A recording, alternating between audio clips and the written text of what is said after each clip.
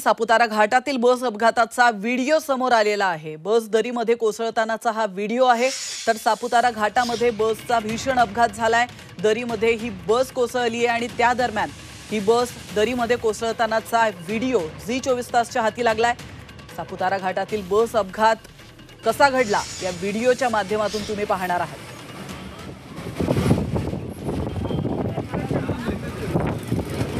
तर अतिशय अवघड हे वळण आहे त्या घाटातलं आणि त्या वळणाचा अंदाज न आल्यामुळे ही बस थेट दरीमध्ये जाऊन कोसळली आणि त्यावेळी याच बसमध्ये बसलेला एक प्रवासी हा व्हिडिओ शूट करत होता आणि हा व्हिडिओ आता झी24 तासच्या हाती लागलाय।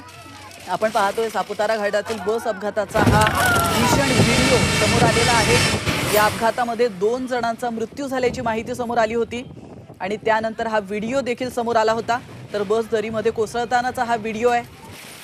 अतिशय अवघड असं सापुतारा घाटातील हे वळण, त्याचा अंदाज ड्रायव्हरला न आल्यामुळे बस थेट दरीमध्ये जाऊन कोसळली।